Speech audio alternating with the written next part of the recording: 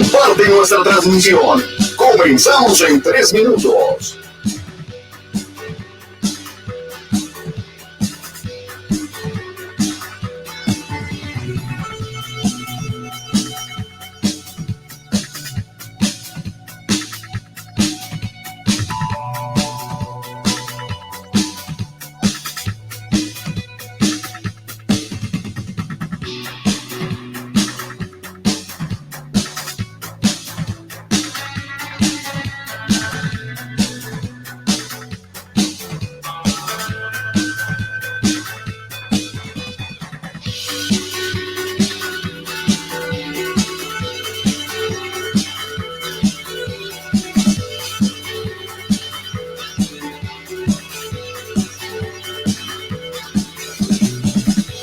Comparte nuestra transmisión. Comenzamos en 2 minutos.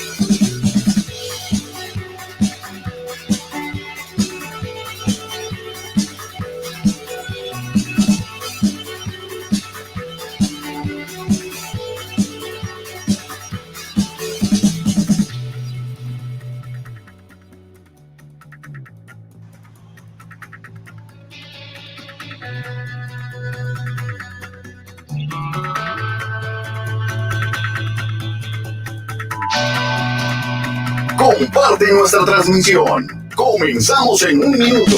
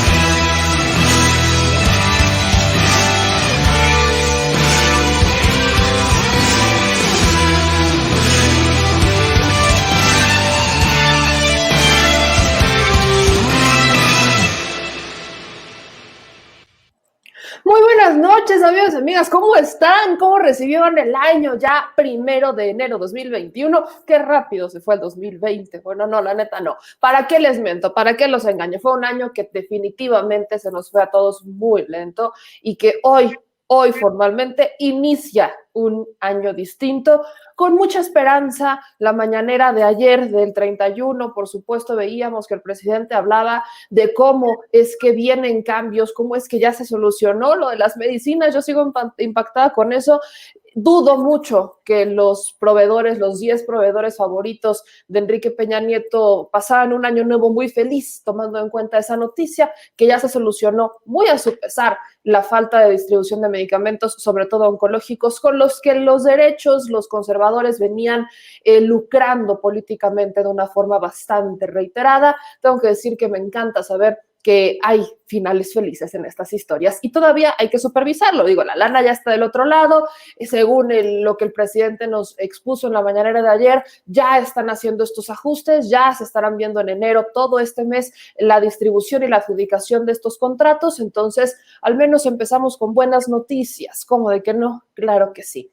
Y amigos, les voy a pedir lo de todas las noches, todas y cada una de las noches, ayúdenos compartiendo y suscribiéndose a nuestros canales Sin Censura TV y Sin Censura Media. Suscríbanse, por favor, es importante para nosotros que nos regalen ese preciado like.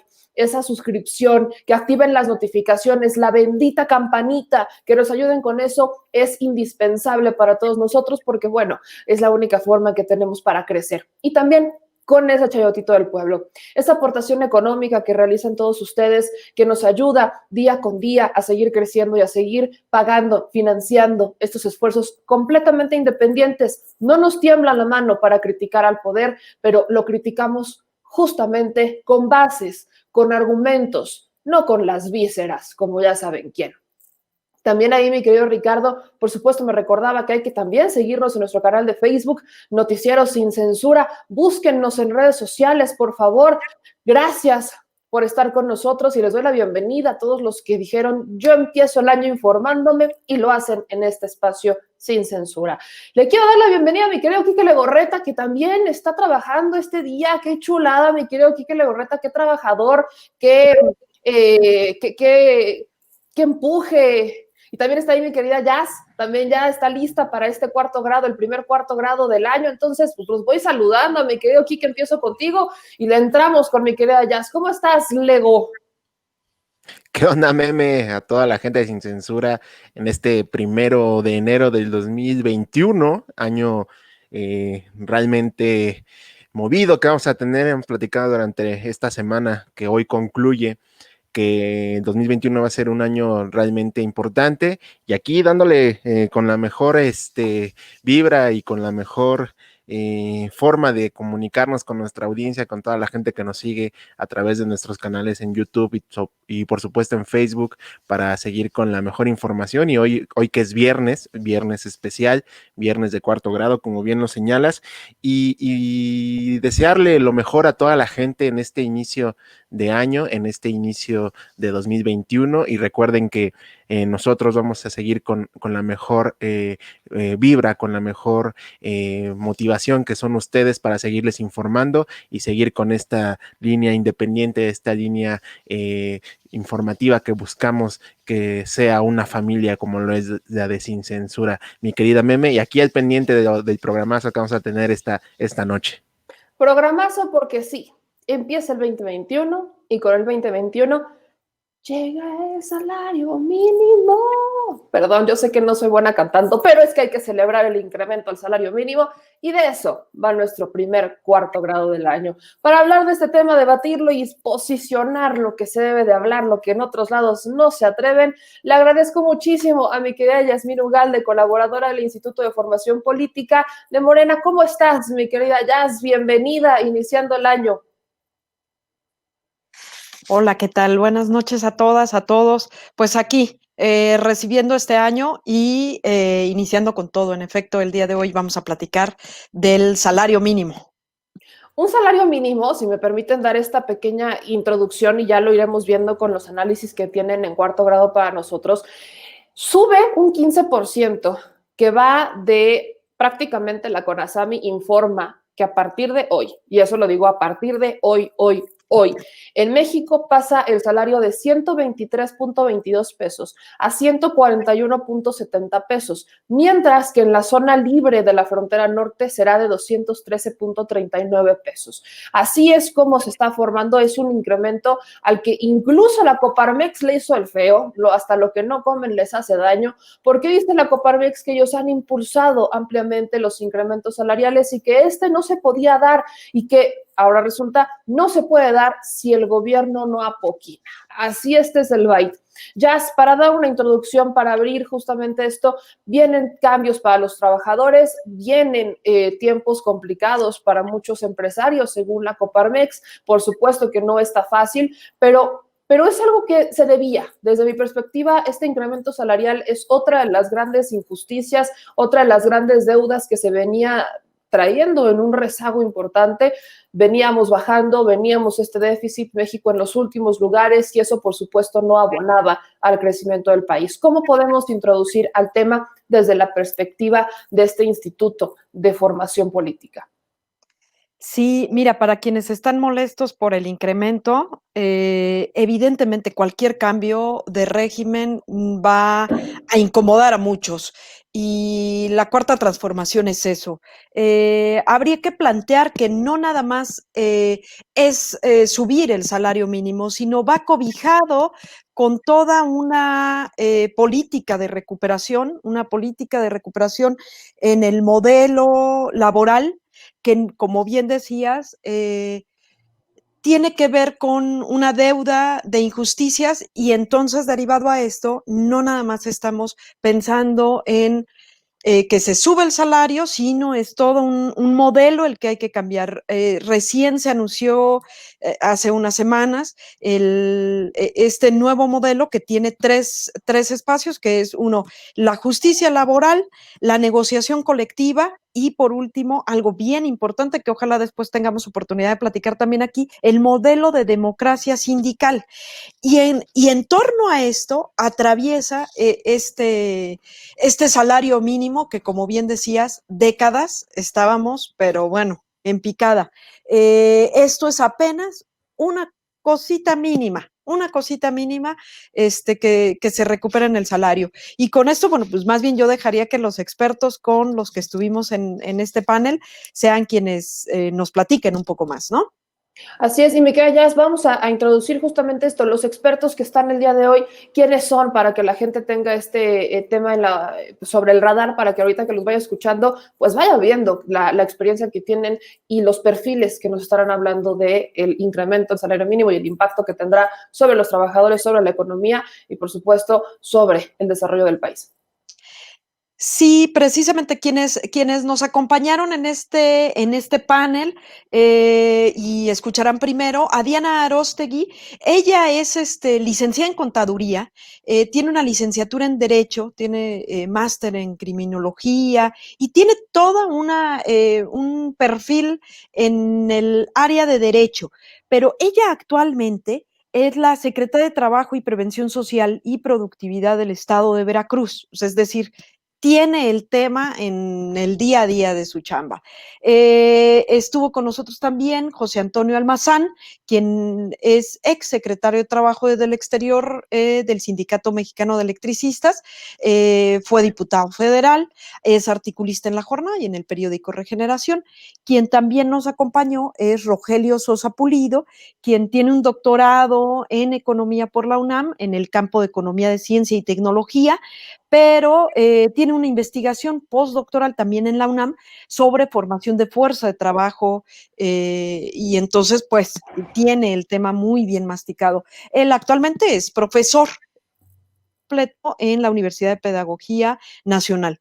Ellos tres con sus miradas distintas tal vez, pero encontradas en este gran proyecto que es la Cuarta Transformación. Pues no se diga más, y mi querido Richard, échanos este primer segmento de lo que es Cuarto Grado.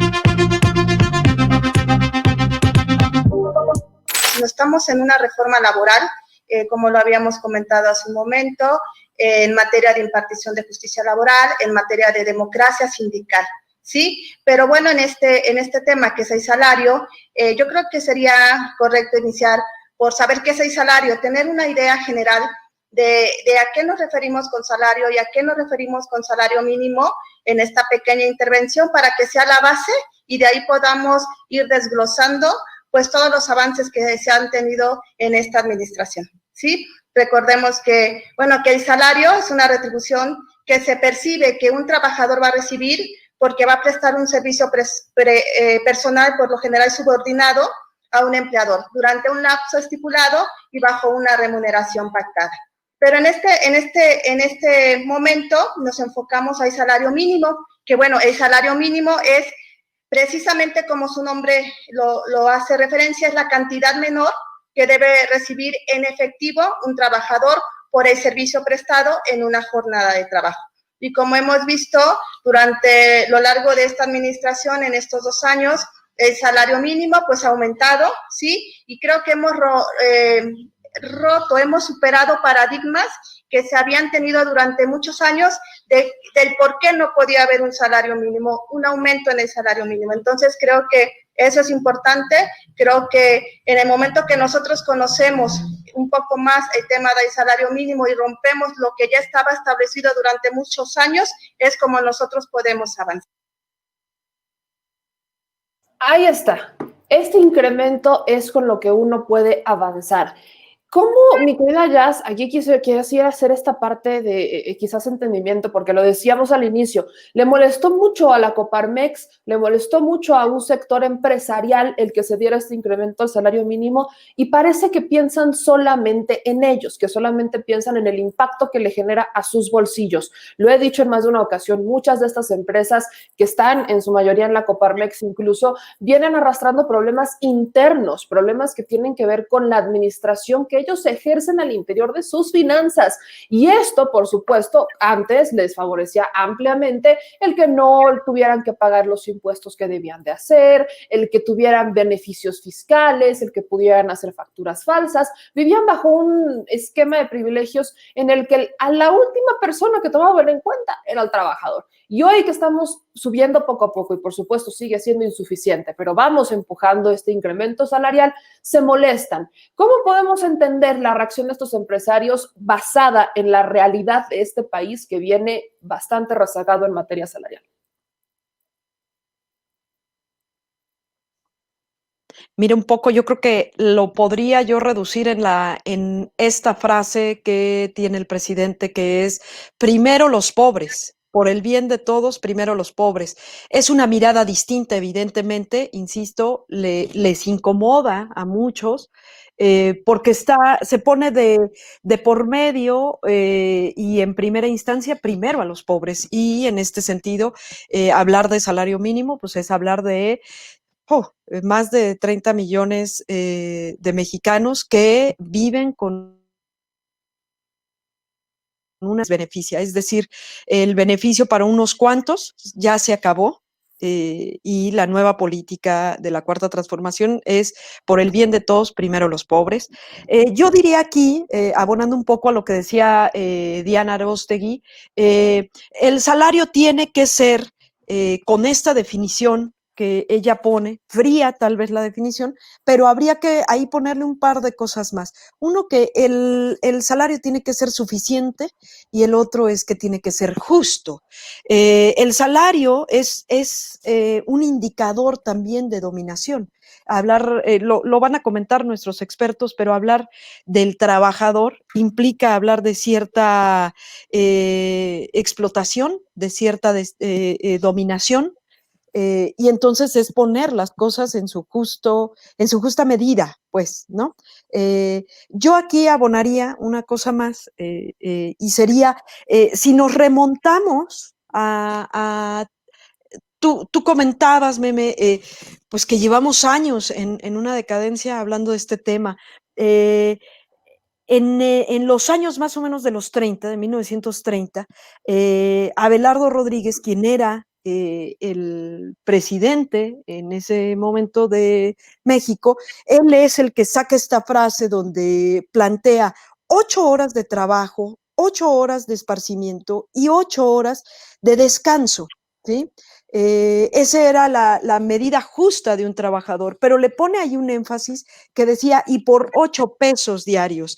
Si nosotros hiciéramos esa equivalencia actualmente, estaríamos hablando de 671 pesos el salario justo, lo cual desde esa fecha a la actualidad no nos hemos acercado ni tantito.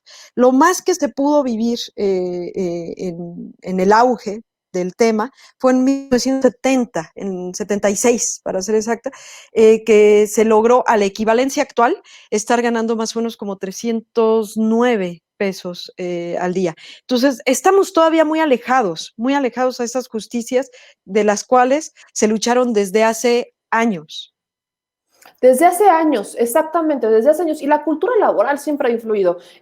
Aparentemente los empresarios consideran que en este país hay no sé si creen que hay que esclavizar al empleado, si hay que someterlo a unas altas jornadas laborales. Se tiene una concepción de la cultura laboral bastante complicada en este país y eso tampoco avanza y por supuesto va de la mano con este rezago porque viene muy de la mano. Antes el que dictaba mucho la agenda era el empresario y no el pobre. Quiero que ahora vayamos con la segunda parte de este cuarto grado en donde habla José Antonio Almazana. Échamela, mi Richard. Esta definición viene del Congreso Constituyente de 1917.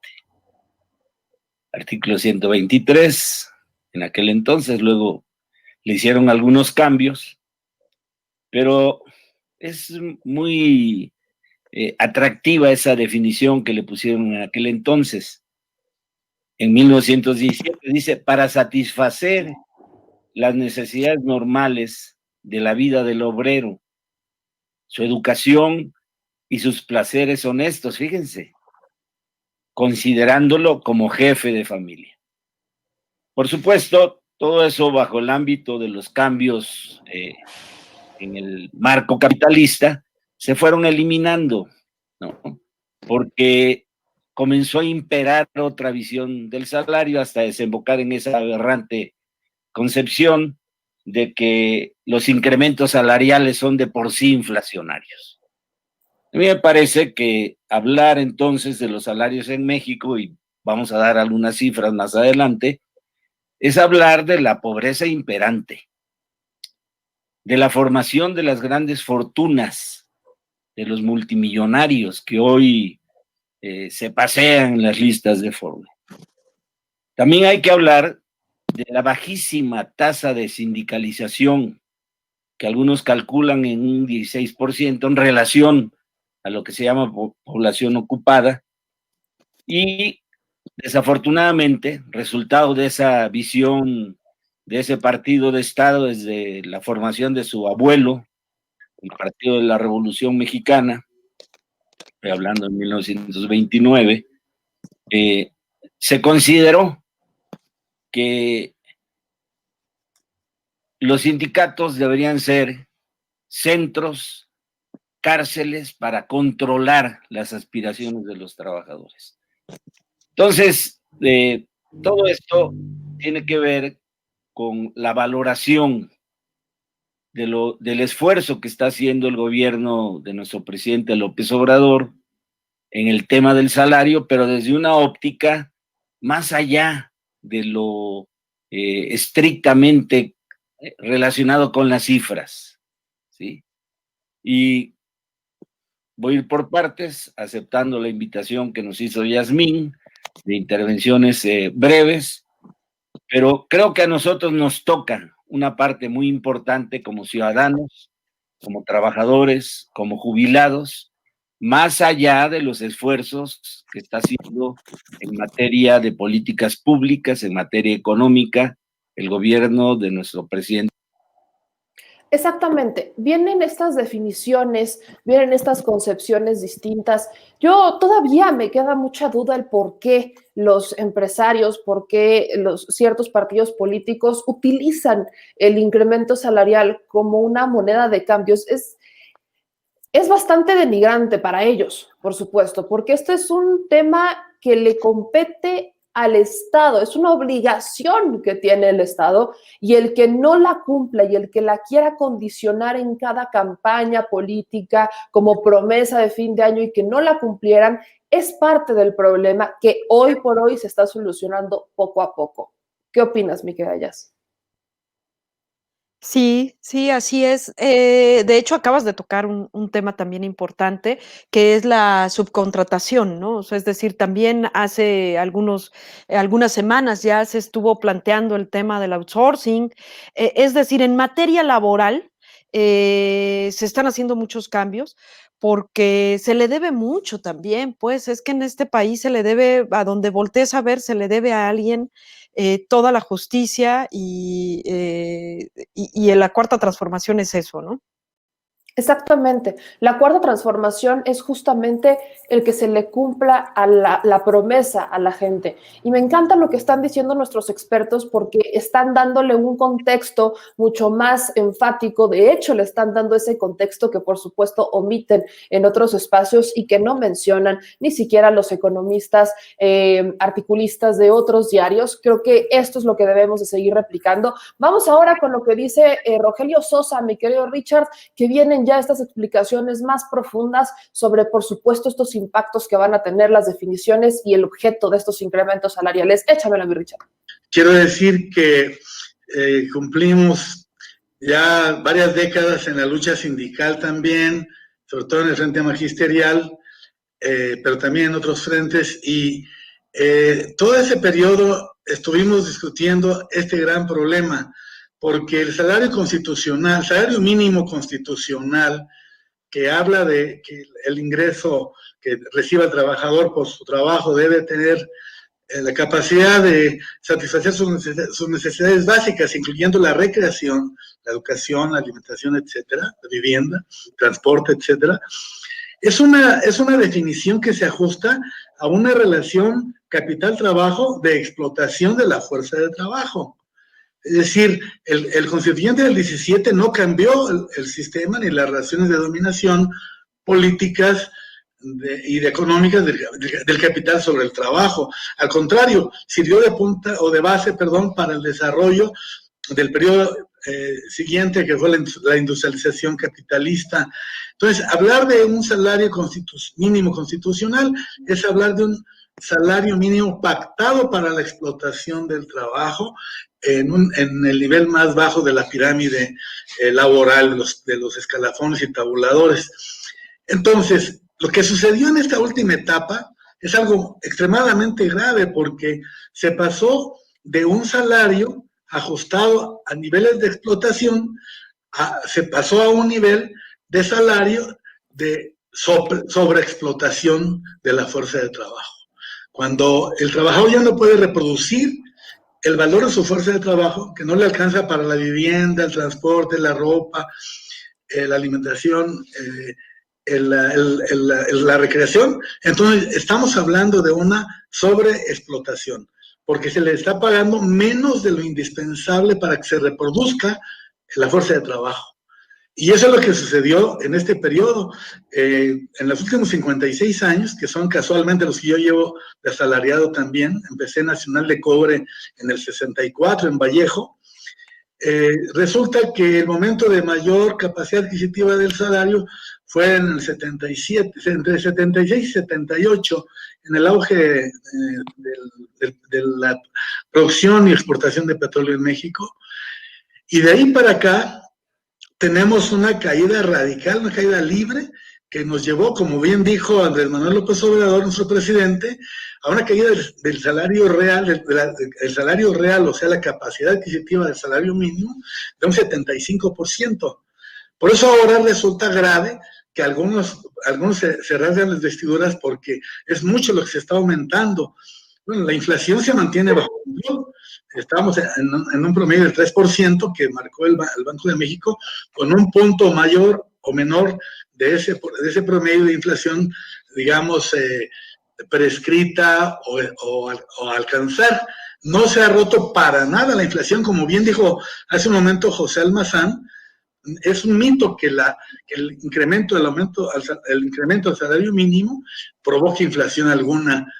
Y bueno, la recuperación de ese 75% del salario mínimo en términos reales va a tardar varios años. Todavía estamos muy abajo de otros países, incluso de menor Producto Interno Bruto que nosotros, de menor crecimiento económico. Pero yo quiero terminar esta pequeña intervención diciendo que es un indicador, el salario mínimo y su nivel, muy importante, de lo que pasa con las relaciones de dominación capital-trabajo en cualquier país capitalista como el nuestro. Entonces, si analizamos el contexto, que yo espero poder tener la oportunidad de conversar con mis compañeros, Diana y José, de lo que significa este cambio, es un cambio radical, importante, importantísimo y progresivo, no puede ser espontáneo, instantáneo, y con el acompañamiento de la fuerza del pueblo, con la participación de Morena en los procesos legislativos, seguramente vamos a lograr en los próximos años ir recuperando la capacidad adquisitiva del salario mínimo. No sé, Diana, qué pienses de eso. Y José. Coincido con José Antonio, coincido contigo, Rogelio. Es cierto, a lo largo de la historia hemos sido testigos, las generaciones, de la caída del poder adquisitivo, cerca del 75%, y me llama la atención que hace referencia a la inflación. Es cierto, durante muchos años los gobiernos, las administraciones anteriores justificaban, era como que su carta fuerte para justificar por qué no podía haber una alza en el salario mínimo. Y decían precisamente que las leyes de la economía pues reflejaban todas esas fórmulas económicas, que a un aumento del salario mínimo venía aparejado precisamente un aumento de la inflación. Y es a lo que a mí me gustaría en esta participación poder ser más específica, porque creo que a veces hay desconocimiento real de toda la población, de toda la ciudadanía, hace que no avancemos, ¿sí? Y este gobierno creo que es lo que no ha hecho, este gobierno creo que es lo que ha realizado acciones y está demostrando realmente que esa justificación que otros gobiernos habían establecido es totalmente falsa. Porque como tú bien lo dices, en el 2019 tuvimos un aumento a 102.68 pesos, en el 2020 123.22 y tendremos un aumento en el 2021 de 141.70. Si nosotros analizamos, como bien lo acabas de decir, Rogelio, la tasa de inflación no ha aumentado. Tenemos registrado que de 2017 a 2018 teníamos un 4.10%, de 2018 al 2019 bajó, es decir, hubo una disminución cuando hubo un aumento en el salario de 2.26 y bueno, actualmente 2019-2020 tenemos una inflación de 2.76%.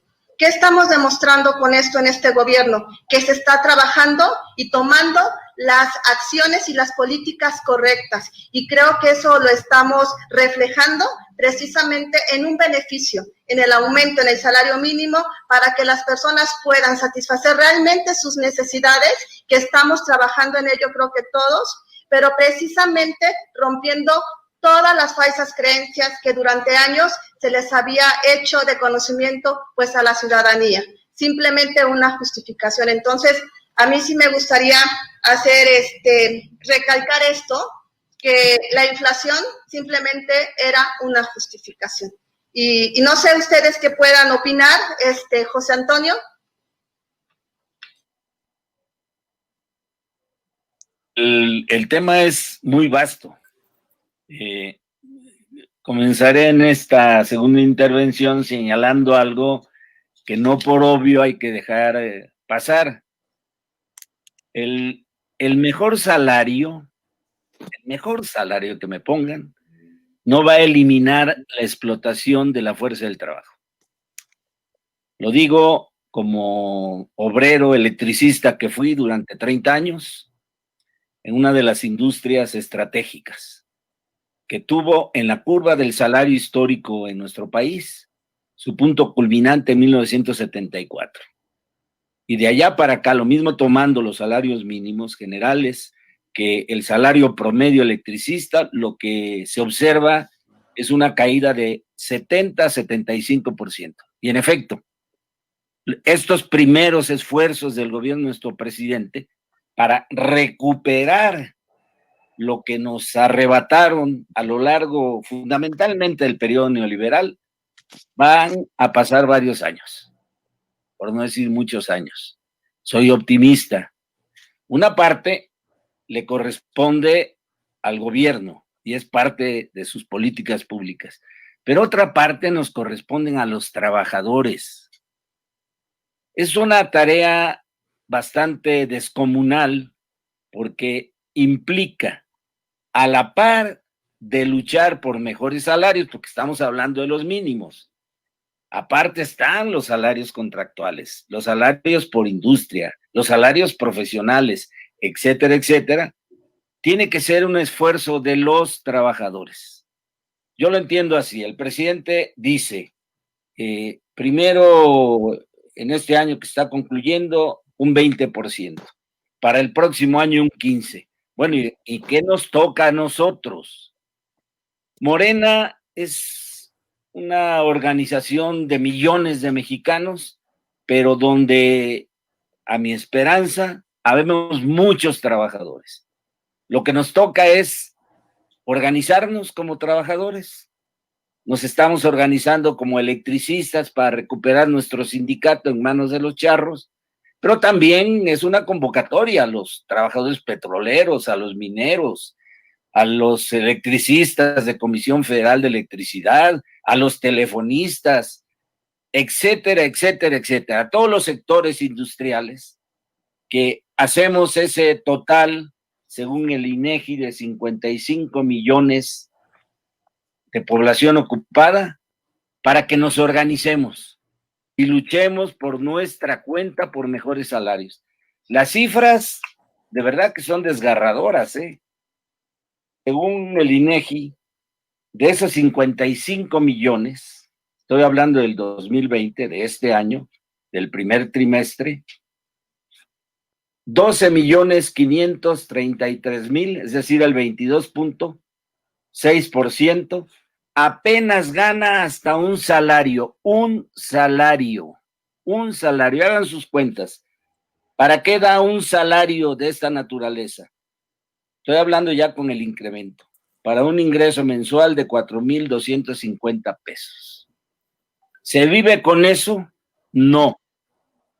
No alcanza ni para la canasta básica, pero estamos dando los primeros pasos. La tarea siguiente, más allá de la definición y los incrementos a los salarios mínimos, es luchar por salarios profesionales, luchar por salarios contractuales que nos permitan ir recuperando esa pérdida acumulada de hasta un 75%, fundamentalmente en el largo periodo neoliberal, que está atrás de la formación de las grandes fortunas en nuestro país.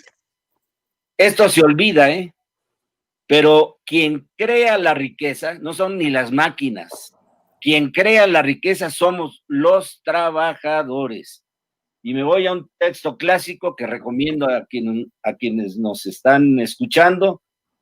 Trabajo asalariado de Carlos Marx, salario, precio y ganancia de Carlos Marx.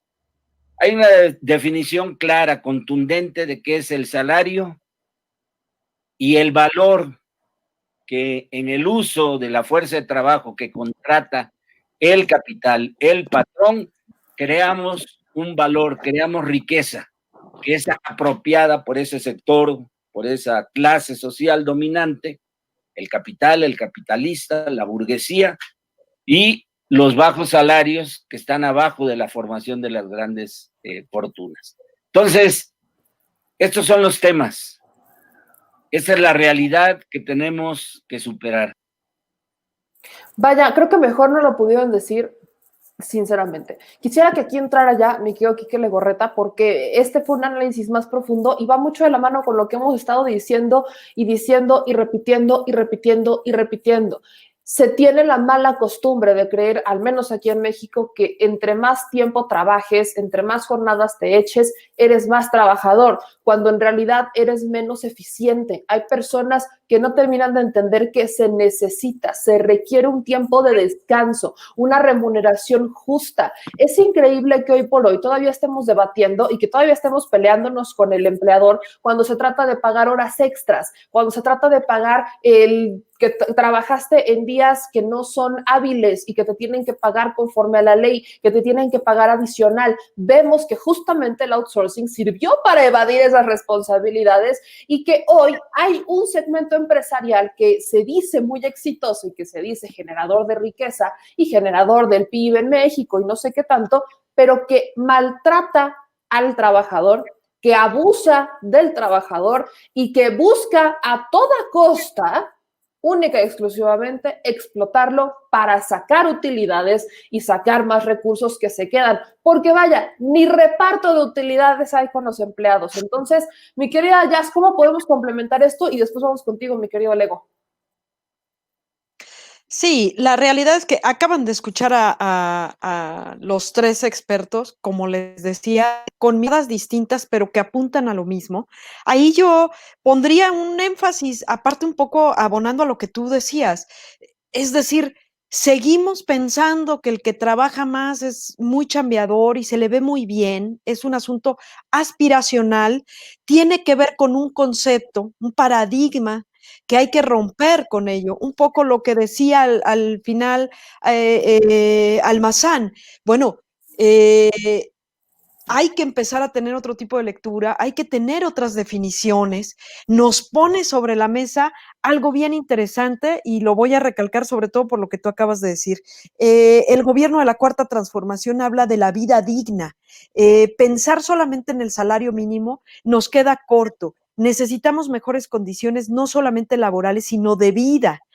Pensar en esto que ha puesto la Cuarta Transformación sobre la mesa, que es el derecho a la felicidad, conlleva que la ciudadanía, las personas, no solamente estamos aquí para trabajar, no eres mejor o peor porque trabajas o trabajas poco, trabajas menos, ganas poco, ganas menos, eso no te hace ni mejor ni más ni menos feliz, pues la felicidad conlleva otro tipo de cosas y que lo haya puesto la Cuarta Transformación sobre la mesa, hablar en gobierno de felicidad, de dignidad, no se había visto.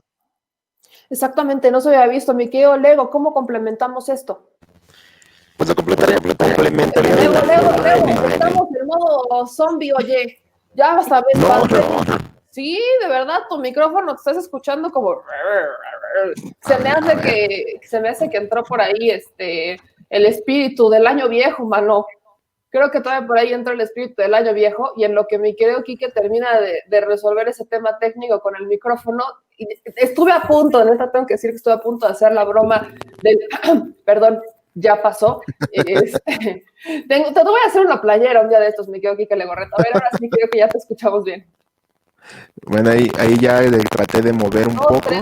Todavía está el espíritu del año viejo o de las que eran metanfetaminas, ¿no? Eran las metanfetaminas por ahí, si no estoy mal. Bueno.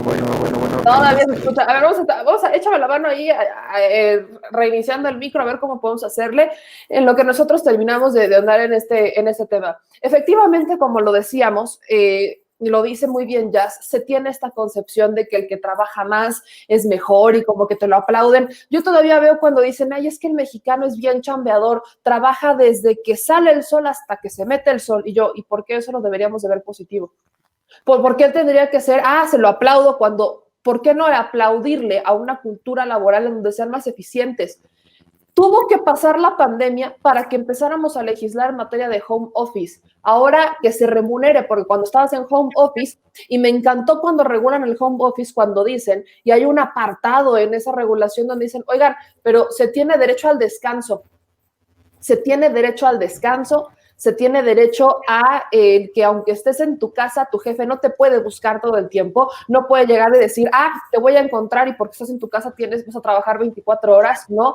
Me encanta que al menos haya regulado, pero vaya ironía en donde no impera el sentido común. Y si nos permiten, vamos a esta última parte del cuarto grado en lo que podemos terminar de ajustar el micrófono, ya iba a decir el teléfono, hasta donde estoy, así inicia este año, en donde podemos ajustar el micro de mi querido Lego para hacer las conclusiones. Échame, mi Richard, esta última parte de cuarto grado. A mí me parece que esto que abrió José como tema es muy importante para comprender por qué estamos así, por qué permitimos que pasaran estos 36 años de capitalismo salvaje, poniendo en la miseria extrema a millones de familias mexicanas. Y la respuesta yo la veo así porque hemos analizado por muchos años el problema, que las crisis capitalistas como la que se desplegó en el mundo a partir de los 70 en los países industrializados y en los 80 a principios en los países subdesarrollados como el nuestro, le ponen en el centro del problema quién manda económicamente en un país. Y en los capitalistas, sobre todo los grandes monopolios y capital financiero, buscan una salida en estas crisis que son inevitables en el capitalismo, buscan una salida para sus intereses, obviamente. Por eso acuñaron, formaron, estructuraron, diseñaron el neoliberalismo como respuesta patronal a la crisis. En ese sentido, cuando la crisis se desata, y antes de que implementen en México en el año 83, con De la Madrid, el modelo neoliberal, antes ya estaba cayendo el salario mínimo real. No fue el neoliberalismo el que inició con eso, lo profundizó radicalmente, pero la crisis capitalista, que no significa más que un despojo del ingreso de las grandes mayorías para tratar de contener por parte de los patrones sus tasas de ganancia, ya había empezado a expropiar el ingreso de las grandes mayorías asalariadas de México y del mundo.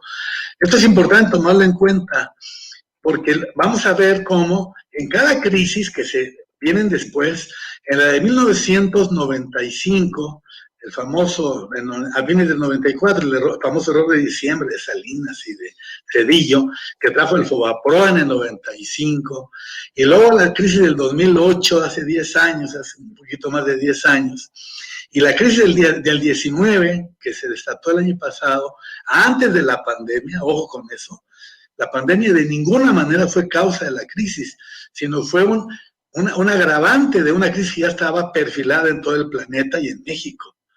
Entonces, como bien dijo Andrés Manuel, nos tocó el peor momento de la economía del país, pero en el mejor momento de un gobierno que puede enfrentarla en el interés de las grandes mayorías y lo está logrando. Indicadores como la relación del dólar con el peso mexicano lo están dando cuenta, la estabilidad económica que da el consumo interno, la economía hacia adentro, el mercado nacional, etcétera, son políticas anticrisis que están dando resultados. Lo digo como economista y como trabajador asalariado. Yo creo que es importante rescatar esto porque la otra pregunta es, ¿qué pasó con los sindicatos que debían defender los intereses de los trabajadores? Y las crisis capitalistas, por sí solas, generan una debilidad de las organizaciones sindicales y sociales en general. Podemos analizar los ciclos de la lucha social en el mundo y en México y encontraremos coincidencia con un gran reflujo de la lucha de los trabajadores. Todavía en el 83, hicimos grandes huelgas en México, en donde logramos contagiar del entusiasmo insurgente los sindicatos independientes a algunos sindicatos charros, es decir, a los trabajadores que estaban controlados por el charrismo sindical. Recordamos que hicimos un contacto directo con los trabajadores asalariados bajo el control de la CTM y se fueron empezaron a huelga y cerraron la fábrica en varios lugares, en Naucalpan, en la papelera de Peñapobre y otros más. ¿Qué quiere decir esto? Que la clase obrera y los asalariados no se quedan con los brazos cruzados. De hecho, podemos asegurar que la insurgencia electoral del 88 que apoyó a Cuauhtémoc Cárdenas tuvo esta fuerza detrás, una fuerza de inconformidad de millones, y que el fraude de Salinas dio al traste con esa salida que hubiera ahorrado tanta miseria, hambre y muerte en este país, y el florecimiento que vino después del crimen organizado como un fenómeno verdaderamente aniquilador de la vida en nuestra sociedad. Entonces, el reflujo que ocasionan las crisis capitalistas se puede también ejemplificar con algo impresionante. En Europa, los sindicatos más poderosos, como el sindicato de la rama metalmecánica de Alemania, uno de los más poderosos del mundo, tuvo que ceder, es decir, eliminar cláusulas de su contrato colectivo para negociar con la patronal y no siguieran corriendo trabajadores. Lo mismo pasó en España, en Italia, en Francia. En Inglaterra, la Thatcher se ensañó contra los mineros y fue una política de arrasamiento de los sindicatos. Por eso en el 2008 ya podemos registrar, en el caso de México, una sindicalización extremadamente menguante del 10.3%, pero sucedió en todo el planeta. En Estados Unidos igual. En Estados Unidos está peor la cosa porque, aunque el ingreso es mayor, también el consumo es más alto, el costo de vida, y resulta que cada año los trabajadores tienen que firmar contratos. No hay plaza de base. Los maestros de Estados Unidos no tienen la seguridad laboral mínimamente, tienen que estar condicionados a que se les renueve su contrato cada año. Y estas son cuestiones de debilidad estructural de los trabajadores que ya no pudieron seguir avanzando en la organización de los sindicatos, como sucedió en el periodo anterior a la gran crisis, a las grandes crisis de mediados de los 70s. Si vemos la gráfica de cómo se expandió después de la Segunda Guerra Mundial el sindicalismo, vemos cómo a partir ya de la crisis del 73, del 71-73 en Estados Unidos, en Europa, y del 82 en México, viene a decaer de manera radical el índice de sindicalización. El outsourcing es un producto derivado de esto que estamos señalando. ¿Quién defiende a los trabajadores en lo individual? Nadie. El capitalismo tiene que avanzar sobre una ideología de individualismo extrema para poder controlar a millones de personas por parte de un pequeño grupo de patrones y de capitalistas feroces, rapaces e insaciables, como tenemos hoy tantos supermillonarios en el mundo y en México. Entonces, se trata de una política que no va acompañada solamente de política laboral, sino de política educativa, de política social. Es decir, la política general del Estado se convierte en un arma para individualizar a la gente y que la crisis la enfrenten en lo individual y no como fuerza colectiva. Está demostrado que los principales problemas sociales en el capitalismo son colectivos y no tienen solución individual.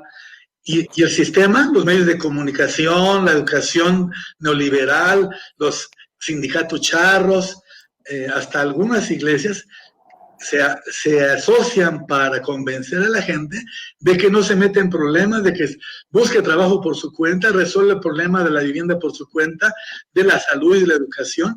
Y entonces vimos cómo se privatizó todo en este periodo y caímos en la trampa, la población de México, los trabajadores, de tratar de enfrentar con el sálvese quien pueda el ingreso.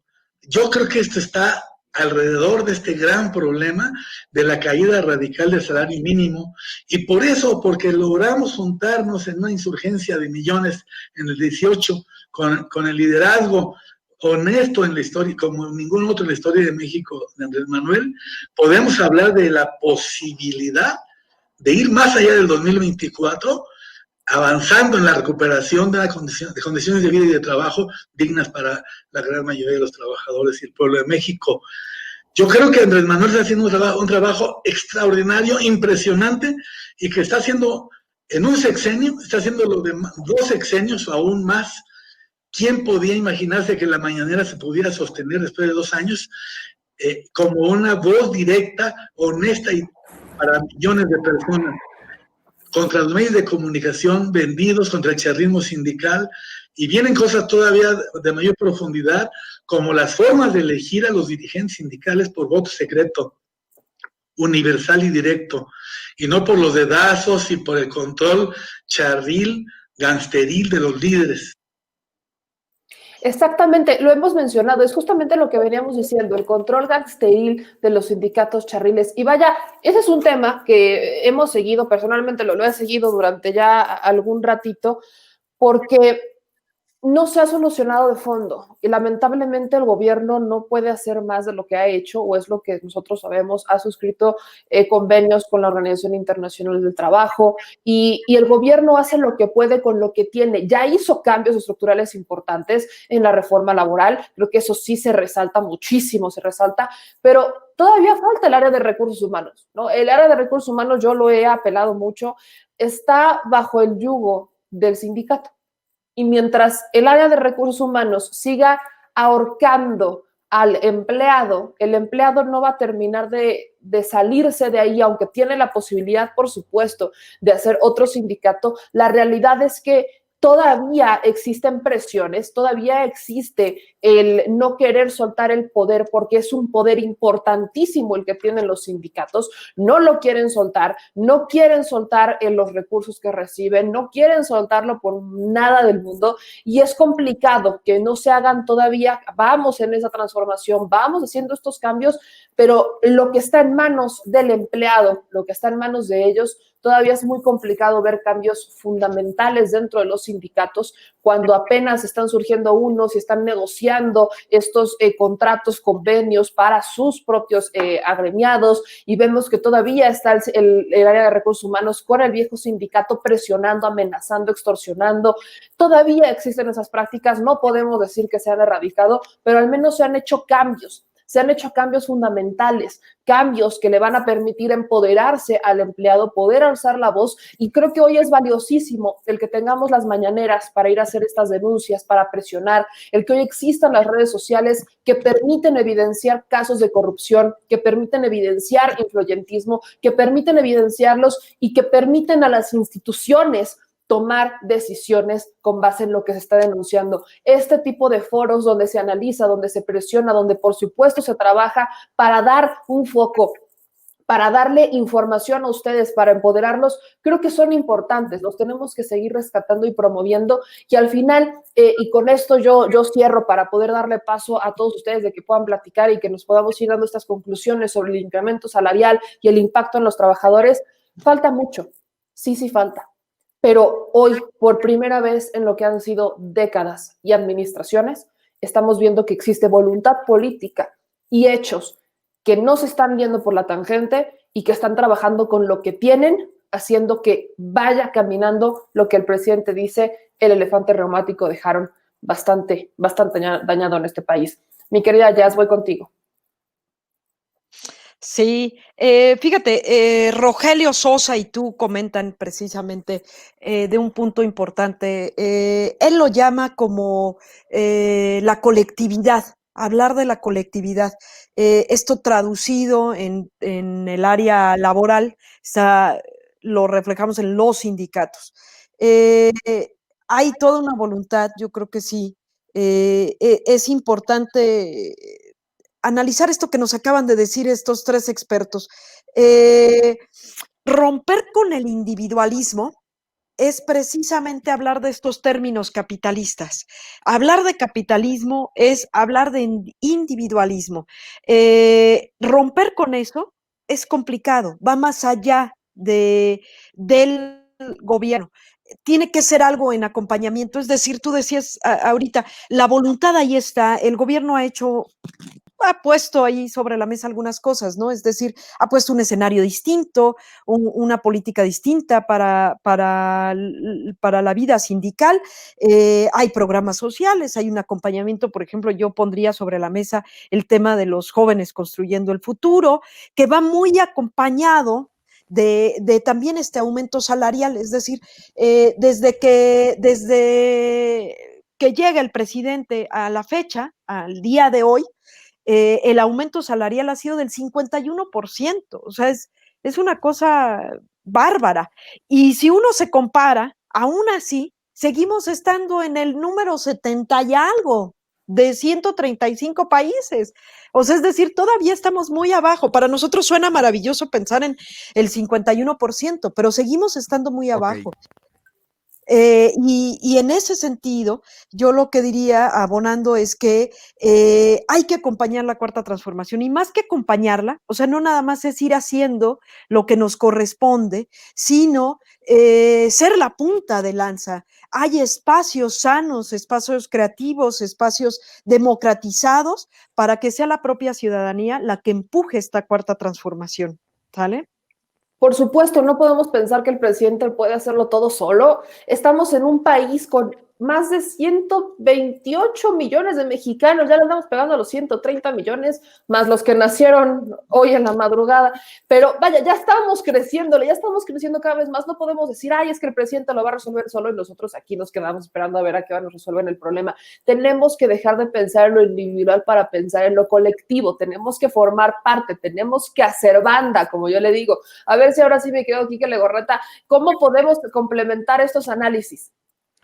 Sí, es muy interesante todo lo que los panelistas nos han mencionado y hay que dejar algo muy en claro. Desafortunadamente, muchas empresas de nuestro país, muchos trabajadores creen que por ponerse la llamada camiseta de la empresa en donde están o el lugar de trabajo donde están es más que suficiente para los empleadores darles esta tema del pago, ¿no? Es decir, no nada más se trata de tema monetario que se debe de reformar y cambiar, sino también es un tema que va más allá de darles mejores calidad de vida, porque bien lo dice Yasmín, la calidad de vida es muy importante hoy en día, ¿no? Hoy tenemos un tema de la pandemia que dejó muy en claro y mostró las fallas, las necesidades que tiene un trabajador de cierta manera para desarrollar sus actividades. Muchas personas, bien lo señalábamos en otras emisiones que no tienen que ver con cuarto grado, pues muchos trabajadores están enfrentándose a nuevos retos, lo que implica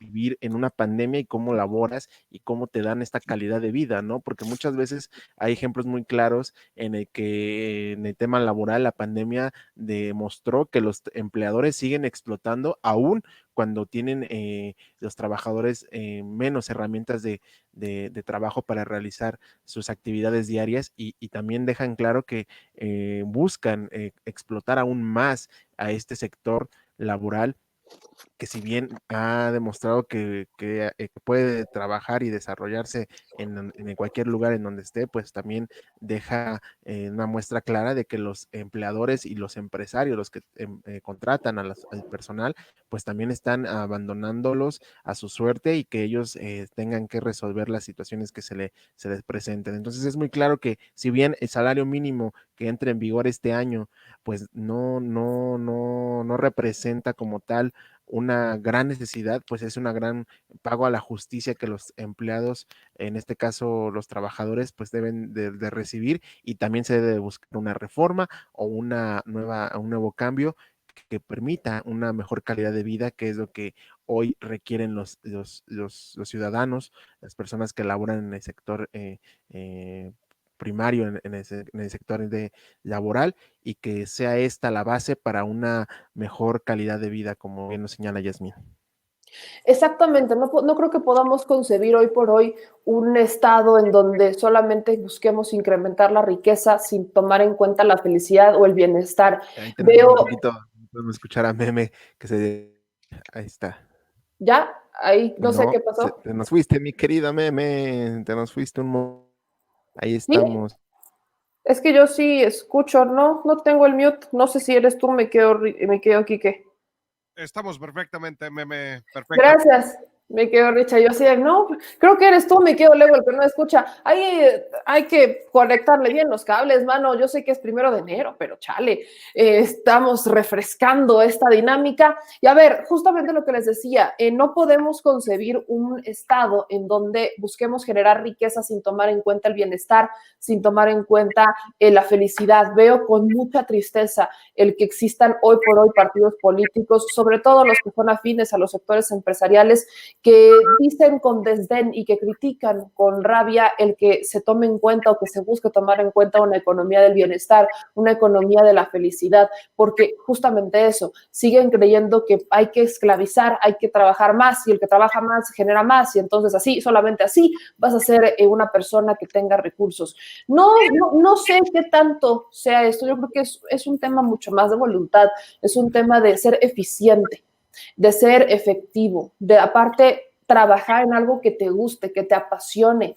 ¿Cuántas personas hoy por hoy vemos que no están felices en un lugar de trabajo, que no están plenas, no se sienten plenas trabajando en lo que trabajan, pero que lo hacen porque es lo que hay y porque tienen que llevar pan a la mesa y porque tienen obligaciones? Esa ha sido una constante, esa frustración que viven muchas personas considero que es uno de los grandes problemas que tiene este país.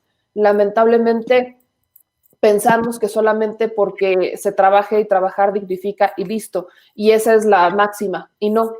Yo creo que si nos vamos enfocando en que el país, el Estado, sea capaz de proveer, de que tenga y de darle oportunidades a la gente para que en lo que decida trabajar, sea lo que sea, le vaya bien y que tenga oportunidades y que por supuesto en lo que él decida, que le eche ganas y que se motive y que al final trabaje para conseguir sus sueños, pero que sean sus sueños, que eso también dignifique, que eso también sea una posibilidad. No tiene nada que ver con experiencia, no tiene nada que ver con el hecho de que si vayas o empiezas a trabajar de mesero porque estás en la prepa o que no tiene que ver con eso. Tiene que ver con la posibilidad del Estado de generar una base económica, una base en donde se genere a través de tu trabajo un bienestar, una felicidad, porque eso te va a hacer sentir pleno. Los empresarios deben empezar a comprender, y lo digo con mucha extrañeza, que es su fuerza laboral la que los hace ricos, los tienen que valorar, los tienen que cuidar. Un empleado contento, un empleado satisfecho, es un empleado que va a cuidar a la empresa. Y eso no lo creen. Creen que solamente tienen que estar atrás de ellos, atrás de ellos, atrás de ellos, atrás de ellos. Si una persona no quiere trabajar ahí y no se siente plena trabajando ahí, no va a cuidar los intereses de la empresa, no se va a poner la camiseta, y eso es lo que están viviendo muchas empresas en este país, porque no se terminan de sentir plenos los trabajadores, no existe una oportunidad en donde el empleado pueda hablar y pueda decirle y pueda aportar a la empresa para que crezca, porque los empresarios creen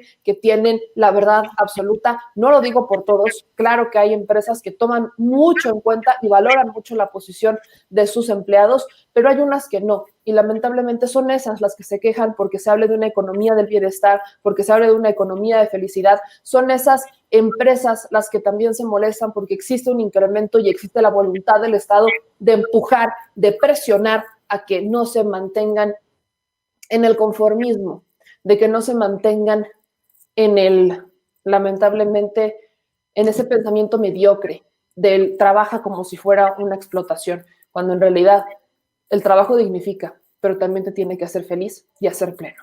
¿Con qué cerramos, mi querida Yasmín Ugalde? Pues digo, invitarles a que nos cuestionemos todo. Hay una narrativa ahí negativa, ¿no? O sea, opositora a todo lo que el gobierno de la Cuarta Transformación está promoviendo, está proponiendo, y la invitación sería a que no lo cuestionemos, no lo cuestionemos desde nuestras realidades, ¿no? O sea, estas voces que salen en el tema del salario mínimo a oponerse, es esta minoría, es lo que el presidente llama los conservadores, ¿no? Es decir, aquellos que quieren conservar el anterior régimen. Entonces, la invitación sería a cuestionarlo desde nuestro espacio, desde nuestra realidad, y nuestra realidad es que pues nosotros somos la fuerza trabajadora. Entonces, veámoslo desde este lado, busquemos espacios como este donde haya una narrativa distinta de lo que está ocurriendo, ¿no? Totalmente de acuerdo. Y ahora sí, mi querido Quique, ¿con qué cerramos también tu conclusión sobre este tema? Pues que es una gran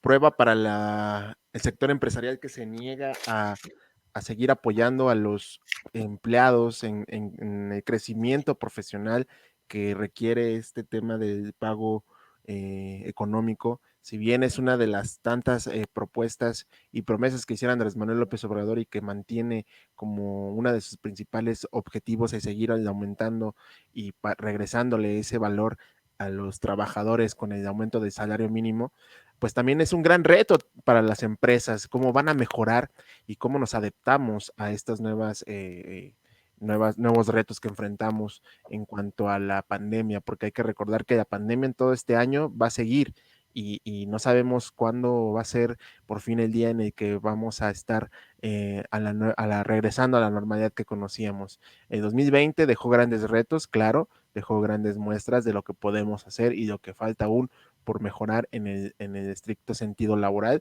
y en el 2021 pues es momento de que se pongan bajo papel, bajo la mesa, las necesidades principales que tienen los trabajadores y que los empresarios suelten un poco ese bolsillo que tienen ahí, como siempre, pensando primero, y que piensen también ahora en el sector empresarial, que piensen en los empleados, en los trabajadores, que son su fuente principal de fuerza laboral, y que sean estos los que decidan ahora tener una mejor calidad de vida, para que así no tengamos un olvido más, como se fue haciendo durante el periodo neoliberal, que hoy, pues bueno, está dejando en claro el gobierno que su principal preocupación es mejorar la calidad de vida y no solo la económica. Totalmente de acuerdo, y pues ahora sí, les agradezco ampliamente a ambos que estuvieran con nosotros. Me quedo, Quique, yo sé que sigues maratónicamente todavía en este inicio de año trabajando, entonces muchas gracias por darte este tiempito de estar con nosotros aquí en Cuarto Grado. Y mi querida Yasmín Ugalde, colaboradora de este Instituto de Formación Política, un abrazo enorme por este inicio de año, y nos vemos la próxima semana ya con Vicente Serrano al frente de este Cuarto Grado para poder debatir, para poder darle intensamente a estos análisis que, lo digo y no me voy a cansar de repetirlo, no se les da este enfoque en otros espacios, y es lo que hace falta, una diversidad de enfoques que pueda abrir, generar conciencias y que se genere un criterio propio dentro de la ciudadanía. Pues agradecerles a ustedes también, pues ahora sí que a darle este 2021 y no decir adiós a la esperanza. Exactamente, nunca decirle adiós a la esperanza. Un abrazo, mi querida Yasmín Ugalde, estamos pendientes. Mi querido Richard, ahora sí es viernes, oficial.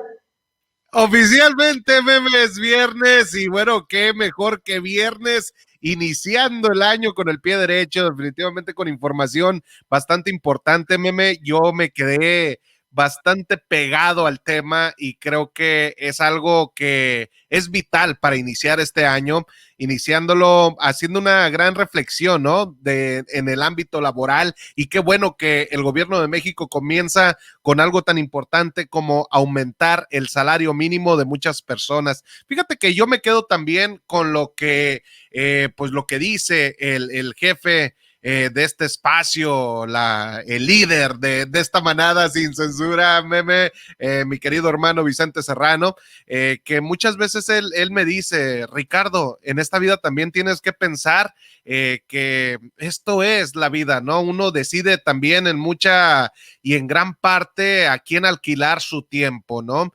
Entonces creo que para las personas que, sobre todo para comunidades donde no existe tanta elección, y sobre todo en México, ¿no? Que hay personas que no tienen esa calidad de elegir dónde van a laborar, pues que esta labor sea pues bien pagada, ¿no? Que sea algo que no los denigre y que pues realce la calidad de vida del mexicano, meme. También creo que una de las grandes cosas que hay que tomar en cuenta, yo sé que lo mencionabas, esto no se trata de ver qué tan buen trabajador, en este caso, cuánta preparación, pero creo que en gran parte también tiene que ver eso, ¿no? O sea, vamos a hacer un análisis brevemente, meme, antes de cerrar, de quién es la persona en México también que gana el mínimo, ¿no? O sea, yo que vengo de Navojoa, Sonora, meme, te puedo decir de que hay personas de que, a pesar de que no tienen la capacitación necesaria, aún así se niegan a ganar el mínimo, y es por eso que hay personas que existen y que están en el lado del desempleo. Entonces, creo que con grandes recompensas como las que está haciendo el gobierno de México, también vienen grandes responsabilidades. Responsabilidades, obviamente, de parte del patrón, obviamente, y Quique lo mencionaba claramente, de no dejar también y empezar a abrir más esos bolsillos de parte del empleador, pero tanto del empleado, de seguir en esa capacitación continua, ¿no? De seguir aprendiendo, de seguir mejorando cualquier arte, cualquier parte de nuestro empleo, cualquier ámbito laboral donde usted se desempeñe y desarrolle, para que así también de esa manera podamos, incluso, ¿por qué no?, poder ser empresarios en algún momento y poder abrir otras oportunidades de empleo, también poder ofrecer algo que las otras personas no están ofreciendo. Y esto, pues yo lo llevo muy en claro, siendo un migrante acá en Estados Unidos, Meme, que desgraciadamente en estos sistemas económicos donde, pues así lo mencionaba Rogelio Sosa, donde nos han hecho creer de que esto es individual, la situación es colectiva, y también si actuamos colectivamente, Meme, en tratar de capacitarnos, en tratar de ser mejores empleados. Ojo, no con eso estoy diciendo de que trabaje muchas más horas, sino que también sepa exigir sus derechos, pues creo que esto nos va a llevar un paso grandísimo adelante, y esto ojalá que pues se vea en este 2021 y que mejore la calidad de vida de toda la gente, ¿no? Y en este caso específicamente de los mexicanos, ojalá que este aumento de sueldo en México sea exitoso, sea para bien, y que lo lleven a cabo estos empleadores también macabros, de estos empleadores negreros, si me permites la expresión, Meme, donde pues simplemente le pegan con el barrote a las personas y no se ponen a pensar que son eso precisamente, personas que sin ellas sus empresas no van a crecer. Y con eso, Meme, ya con todo ese pensamiento, pues me gustaría despedirme y augurarles un buenísimo inicio de año a todas las personas que están viendo este espacio. Es que tienes toda la razón, Richard, tienes toda la razón. Es increíble que veamos gente que trabaja más y que trabaja más y que trabaja más y que es la que menos gana. Es de verdad lo que nos debe de despertar, es lo que nos debe de motivar y decir, a ver, espérate, no es posible que los que más trabajen en cuestión de tiempo sean los que menos ganen y los que trabajen menos en cuestión de tiempo sean los que más ganen. No va enfocado a la ganancia en cuanto al cuánto tiempo ganas, cuántas personas no trabajan de sola sombra, neta, y no ganan lo que quizás deberían de ganar, porque el salario no es suficiente, porque aparte no les pagan lo que les deben de pagar porque trabajar horas extras, porque no les alcanza con un trabajo y tienen que hacer otro trabajo y hasta 3 o 4 trabajos según lo que les dé. Hay gente que ni siquiera, que duerme 2 o 3 horas diarias solamente porque tiene que pasar de un trabajo a otro trabajo, a otro trabajo, a otro trabajo, porque es lo que hay, porque no les pueden ofrecer más. De eso va todo esto. Tenemos que ir encaminados a que cada vez sean más personas las que se sientan plenas con el trabajo que realizan y que trabajen y se les pague lo justo, y de esto va esta transformación: justicia laboral, justicia salarial, justicia en materia de derechos humanos. No solamente los que tienen privilegios merecen justicia, la justicia, de hecho, la merecemos todos, pero sobre todo aquellos a las que el Estado se la ha negado de forma sistemática. Con eso yo me despido. Yo soy Meme Ñamel, les agradezco profundamente a todos los que estuvieron con nosotros estas semanas de fin de año, semanas navideñas, semanas de cierre, semanas donde yo sé que extrañaron al director de este espacio, a Vicente Serrano, que ya esperamos ver la próxima semana con todo ese empuje, con todas las mentadas, con toda esa gallardía que yo sé que extrañan en estos espacios. Ya lo estarán viendo. Estoy convencida de que vendrá con toda la energía para darle a más de uno esa dosis de mentadas y de verdad sin filtros y sin censura. Gracias a los que se siguen suscribiendo a nuestros canales, que son fieles a estos espacios, a esta bonita familia de Sin Censura. No se les olvide que es importante para nosotros seguir creciendo a través de estos espacios independientes, libres como el viento. Entonces, síganos en Sin Censura TV y en Sin Censura Media. Suscríbanse a estos 2 canales de YouTube, a estos 2 espacios en donde transmitimos simultáneamente en las mañanas con Toñito, Ceci, Don David, con todo el equipo que está presente, también en las noches, mis queridos Zenén, con Quique Legorreta, Yael, con mi querido Mario Toledo, jefe de información, con todo el equipo que hace realidad esto. Gracias a ustedes es que es posible. También en nuestros espacios en Facebook, Noticiero Sin Censura, ahí también suscríbanos, síganos, compártanlo. Es importante para nosotros llegar a ustedes y agradecemos sobre todo su apoyo, porque con ustedes todo y sin ustedes nada. Pasó un año difícil y ahora vamos por un año distinto, un año en donde la esperanza no se pierde y un año, estoy segura, mucho mejor. Les mando un abrazo, yo soy Meme Yamel, adiós. Hasta aquí las noticias con Vicente Serrano. Usted tiene una cita con nosotros en el próximo programa. Hasta la próxima.